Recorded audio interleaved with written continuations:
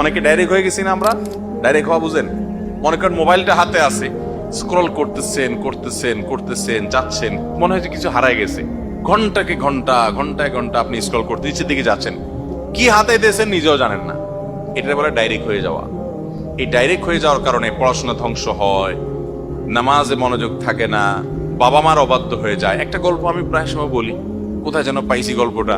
একটা যুবক সারাদিন শুধু বাসায় গেলে মোবাইল টিপে, সারাদিন মোবাইল টিপে, মায়ের দিকে বাবার দিকে একটু মহব্বতের সাথে তাকায়ও না। একবার সে বাসায় মোবাইল টিপছে টিপছে, খুব সিরিয়াস, বন্ধুদের সাথে চ্যাটিং ফেটিং করতেছে। সে অনেক সামাজিক মানুষ, কারণ বন্ধু বান্ধবদের রিপ্লাই দেয়, কিন্তু মায়ের দিকে তাকানোর টাইম নেই।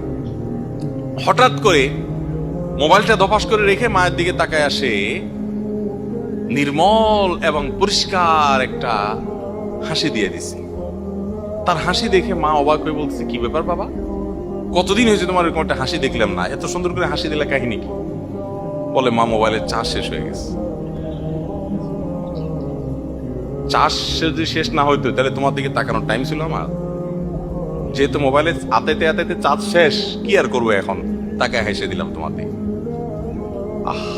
এ হলো আমাদের যুবক ভাইদের চরিত্র। ভাইরা আমার, এই মোবাইল, আমি একটা কথা বলি, এর ভার বহন করা দুনিয়াতে অনেক সহজ হলেও আখেরাতে এর দায়ভার বহন করা অনেক কঠিন হতে পারে।